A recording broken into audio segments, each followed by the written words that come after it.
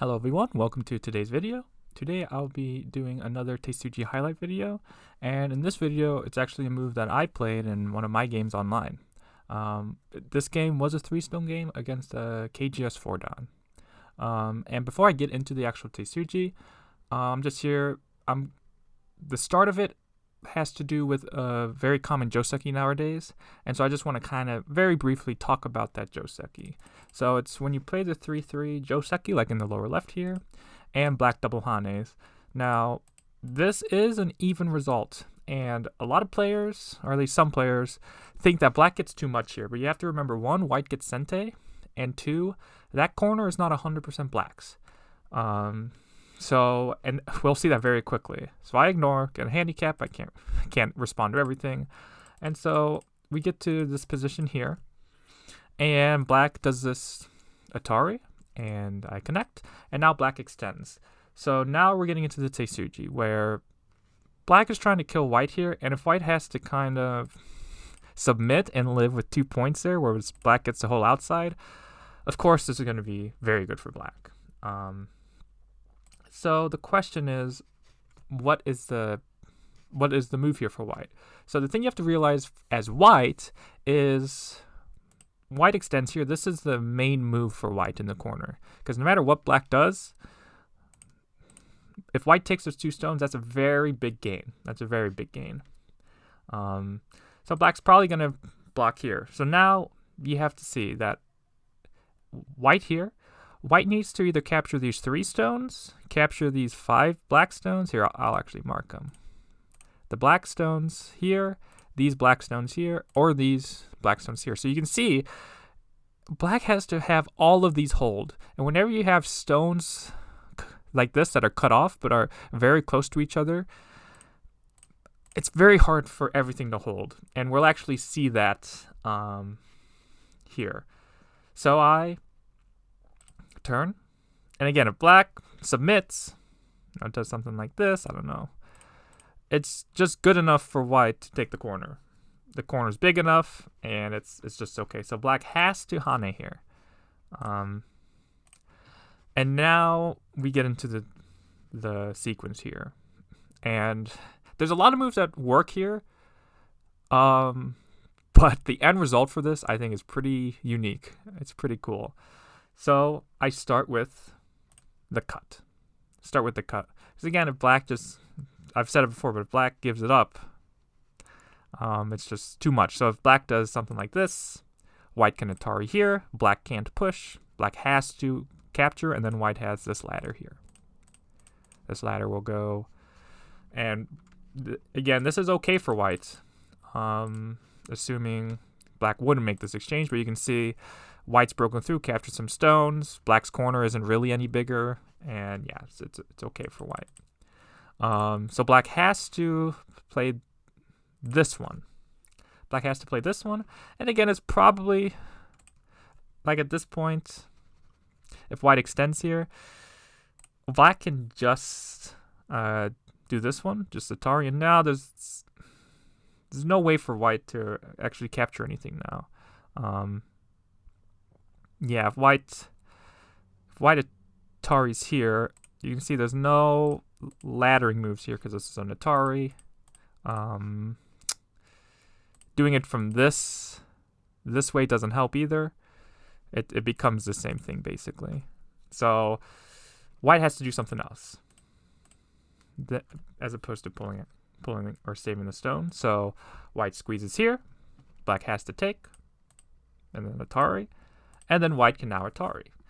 And you'll see that it is a ladder, but you'll see that it gets broken right here, where if white continues it, of course now white's getting Atari'd. So white has to do something else first. And this is a very important lesson in these kind of fights, is liberties are so important in these kind of fights. So if you can take away liberties while threatening, I guess, another group's liberties or a ladder or anything, that's very important. So if you just Atari this way, black comes out and black has 3 liberties. There's no way to now capture these stones. And this kind of clump of stones here in the lower left, they're still they're healthy. They got 3 liberties. These white stones here have 2. There's no way for white to do anything here. Instead, though, I can continue to threaten these stones because I want to go here. But again, this is an Atari, and again, if this sort of thing happens, it's just white's just in very bad shape. But white can turn here first, where if black just simply takes away liberty, now white can not go there. White can simply capture these stones now. But again, if black goes here, now white can ladder these stones. So black has to do this one, because again, if white does this ladder, once it gets to here, it's not a ladder anymore. So both sides are playing this kind of very liberty intense battle here, where they have to continually take away liberties from the other side to threaten the other side. It's pretty cool, and you'll see the result is pretty interesting.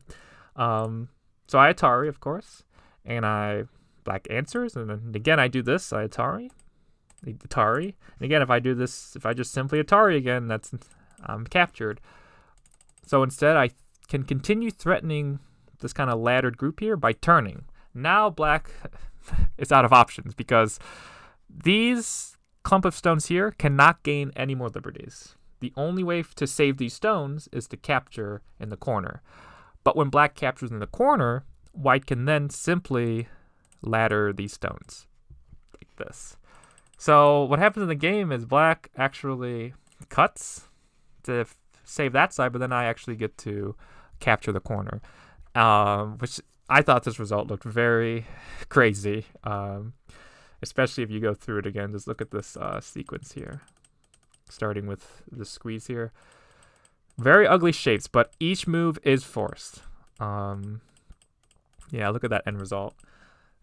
And yeah, so white got, of course, a great result, and black continued playing, but was not able to catch up. Yeah, so again, calling it a Tesuji Highlight, there wasn't really one move that led to it. It was more so just knowing that there's a lot of Aji after this Joseki, and just knowing and understanding how important liberties are, I guess. But yeah, and so just to show other moves that work are just simply this one. This also works. It'll be something very similar if black saves here, in which it's a ladder like this. If black plays this way, though, you'll see this actually saves these like that. But again, if white just is able to capture the corner, that's okay. This result, though, would be a little bit better for black because black is getting pretty good strength on the outside and isn't sacrificing as many stones. Yeah, so white can actually also do this one directly, threatening to capture the 2. If black extends, and again, white can just keep the corner. And again, it's a little bit better than the last one because white isn't giving up as many stones. But yeah, so the one I did in the game was cutting, and we got into this crazy sequence here of ladders and liberty races, and yeah. And it does make sense to give up the corner at this point. The corner isn't any bigger, and white, again, black wouldn't make this exchange, but you can see white getting all that is way too much. But yeah, the game continued from this point after I did the squeeze in the corner. So yeah, hopefully, yeah, let me know if you saw the move in the comments, and hopefully you also saw something here. Again, there's multiple moves that work here, but hopefully you saw that even after this cut here, there wasn't anything too risky for white even. So, but yeah, hopefully you enjoyed this video, and I'll see you in the next one.